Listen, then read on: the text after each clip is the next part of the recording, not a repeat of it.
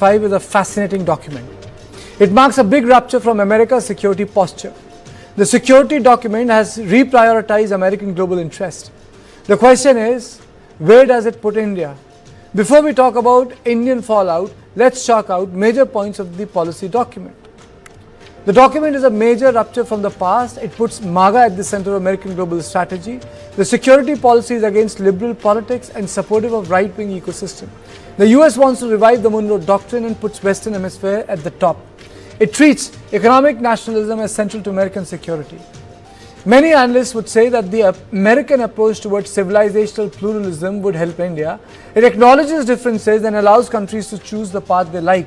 It also means less internal interference, which previous US administration and current EU lead does. These are the broad global contours. It prioritizes Western Hemisphere at the expense of Indo-Pacific. Document mentions China in the context of competition and rebalance of economic interest. It acknowledges China as a near peer, which will make it tough for the Asian allies. It means US will do business with China despite military competition. Document is also weak on terrorism. It is hostile to multilateral institutions. Combating terrorism was an important area of partnership between India and US, which stands diluted. It is for this reason the US is now cozy with both Syria and Pakistan. It becomes incumbent on India to exercise the elbow space. It gets now. India will have to deepen ties with Asian allies and stabilize South Asia lest Trump gets excited about peacemaking again. It is in this context we also need to assess the US trade delegation that has landed in India. It means that the courtship will be long and uneventful till both are able to adjust economic interest. The fact that Trump is mulling new tariffs on Indian rice before the talks reflects an unsentimental American approach towards India. But this might hurt the US more. Indian rice constitutes 1/4 of American rice import, whereas only 3% of Indian rice goes to the US. This brings me to some important questions. Why has US diluted its stand on global terrorism? How will it affect India? What is the Indian opportunity? Can civilizational pluralism accommodate India? On this issue, I am joined by Manoj Kevalramani, Chair, Indo-Pacific Studies, Takshashila Institute, and Professor Swaran Singh from the School of International Studies, JNU. Thank you, gentlemen. Let me straight away go to Manoj Kevalramani. Manoj, this document is extensive, but why has it diluted American position on terrorism, and how does it affect us? Thank you so much for having me, Kartikeya. Look, I think if you go back, to these documents, to national security strategies of previous presidents, what you will see is that, in the heydays of the George W. Bush administration, obviously terrorism was a priority. In Obama 1, terrorism was a priority. By Obama 2, you see terrorism remaining a priority, but things changing, great power competition, a refocus on different regions, a refocus on Russia and China. So those things start to become far more prominent. Under Trump 1.0, you see the coinage of the Indo-Pacific, and you see again a focus on great power competition, which is likely to play out. Under Biden, it was obviously great power competition, but there was an ideological lens of democracy versus authoritarianism. Terrorism mattered within that context. But this document, like you said in your opening comments, that it is a rupture from the past in the sense that terrorism becomes relegated to absolutely a peripheral issue. And I think it's also reflected in the context of the Middle East being a peripheral region of American interest. I think the document mentions the idea of terrorism 3 to 4 times. One of those times is in the context of narco-terrorism, which is in the context of America's Western Hemisphere interests. So I think that the idea that the US, the zeitgeist, the sort of ideological zeitgeist of the US is changing, and they don't see transnational terrorism as fundamentally a threat as large as it was, but they rather see liberalism, liberal institutionalism, multilateralism as the biggest challenge from a MAGA ideological vision. I think that's the shift that's taken place. And they still see great power competition playing out, but from a very different lens from, say, how the previous US administrations have seen it, even how Trump 1.0 saw it. So I think that's where the degradation of terrorism, the deprioritization of terrorism has taken place. Okay. Professor Swaran Singh, two things. Today there was a sort of a Chatham House conversation with people from Japan, that's how I'll put it, in Delhi. And they were saying that the Japanese delegation, and they were saying that, since Japan had to agree to pay tariffs because, 25% of the Japanese export is to the American market. So they had to give that $500 billion because Japan cannot do without America. But the point that was made, which was very interesting, was that if America is not there, China one day will run over Taiwan. And Japan does not have heft. So America has to be there in the East. But the question is, this time there is no Quad meeting that is also taking place. So what has made Trump put Indo-Pacific, terrorism and other issues which was so central to the previous American administration at a back burner and make tariff and economic nationalism at the heart of the American politics? I think it's clearly this year's national security strategy is a reflection of a continuing effort of President Trump to sort of distance himself from several commitments that United States has bilaterally or multilaterally or in terms of international institutions, and focus rather narrowly. And the invocation of Monroe Doctrine of 1823 is kind of taking America almost back by 200 years in that sense. So therefore there is a shrinking focus. And people think it's a fancy word. It's colonial, sir. It's imperialism. That is true, but he is clearly saying in this document that United States is no longer interested in global dominance. And even in managing global governance, he wants allies and partner countries to step up their efforts, both in terms of arranging security at the level of defense and economic security. But what is most significant, and that makes it unique, Karthik, is compared to his own national security strategy of 2017, whereas India's mention has been reduced this time by half, from 8 mentions to 4 mentions. Russia's mentions is reduced from 28 mentions in 2017 to 10 mentions now, and China's mention reduced from 33 times in 2017 to only 21 times. But now comes the punchline. Last national security strategy of his own in 2017 had mentioned the word Donald Trump twice. This time, his national security strategy is mentioning his own name 27 times. So it's a eulogy for a self-obsessed megalomaniac leader, if you allow me to call him. And therefore, it's his own personal rhetoric that he's continuously continuing, and it looks like one dictated rather than drafted by experts. And that is where his focus is now on Venezuela, fundamentally, without saying so. And he's moving away from Indo-Pacific, even European. He's saying European stability inside Europe and with Russia. That again is wants to bring Russia into the European stability. But there is also another aspect, Manoj.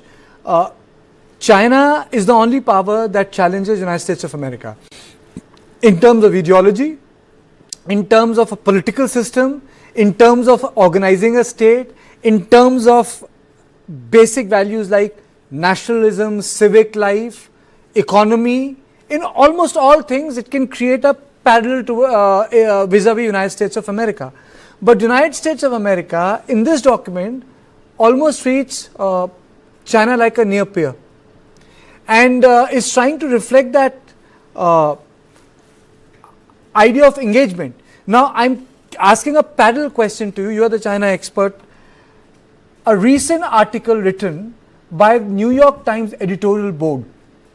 You know, the last 3 military simulations done by them, 2 submitted to Biden and 1 submitted to Trump, America lost all the times in military simulation. They lost all the time.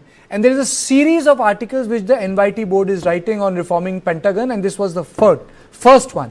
So in that context, I want you to give me your comments on the security draft now that is out, the document.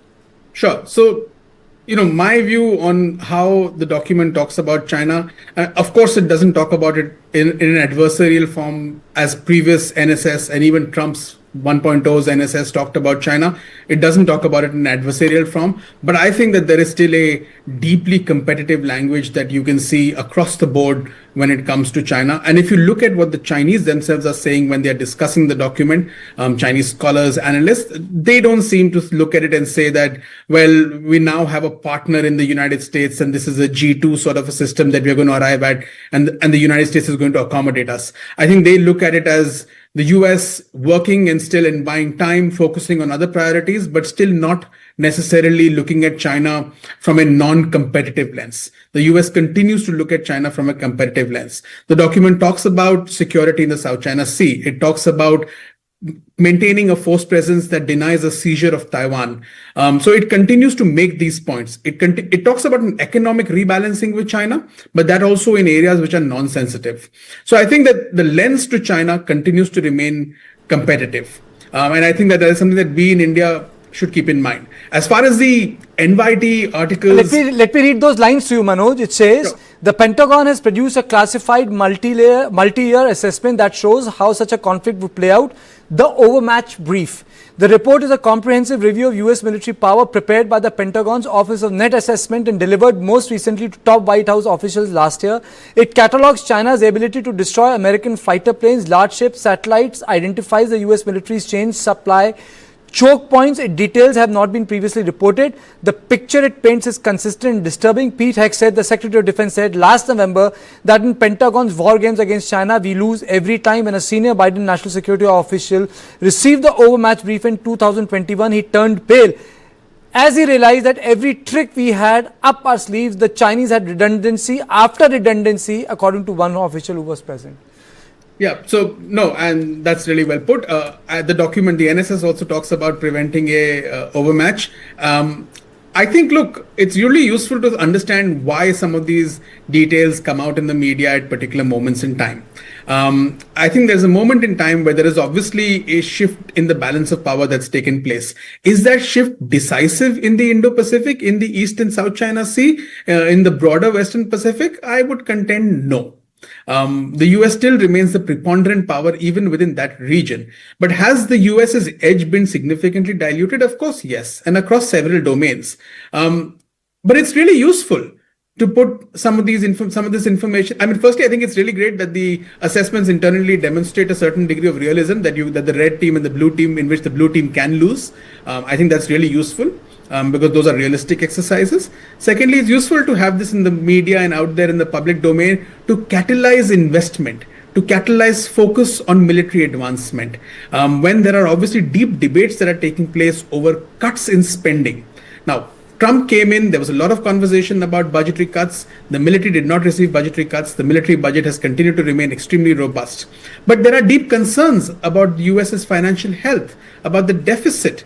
One of the reasoning for the tariffs is to address the sort of financial health of US, to address deficit in the US. So it is extremely important from the military's point of view to have these assessments out in the public domain, to have a sense of concern so that funding cycles continue. And I think we should keep that in mind while we note the point that there is obviously a balance of power which has transitioned from 15 years ago to today. Professor Swaran, you wanted to come in, and yes, to make a point, America spends $2.7 billion per day to manage its military.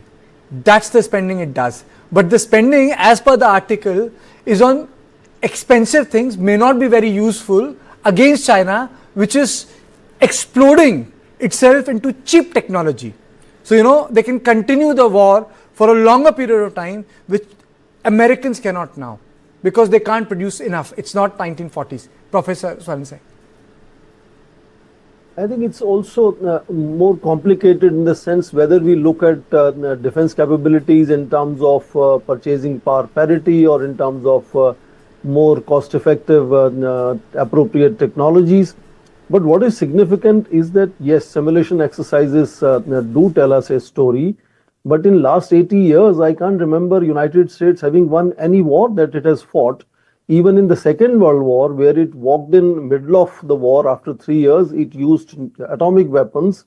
It wasn't the only reason why the war ended in that sense. So, it's known fact that it has not fought war directly with any of the major powers like Russia or China.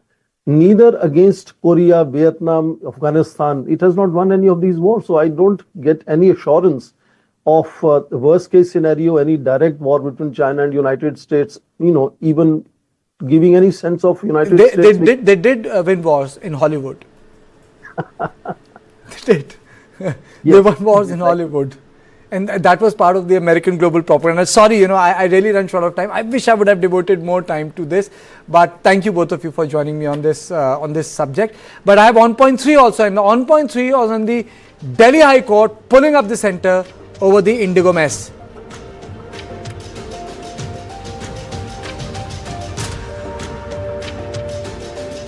The Delhi High Court has pulled up center over the Indigo crisis. Hearing the matter in the High Court, the bench asked who should be held responsible for such a crisis. Question is, why did such a situation precipitate? Who is responsible? It is not a question of individual passengers stranded at airports. Question is, loss to the economy, said Chief Justice D.K. Upadhyay. If there were a crisis, how could other airlines be permitted to take advantage? How can it go to 35,000 to 39,000 rupees? How could other airlines start charging? How can it happen? Justice Gedela asked. Indigo operates over 2,200 flights daily and controls more than 60% of the India's domestic market. On its part, the centre has ordered 10% reduction in Indigo's flight, cutting nearly 230 of its 2,000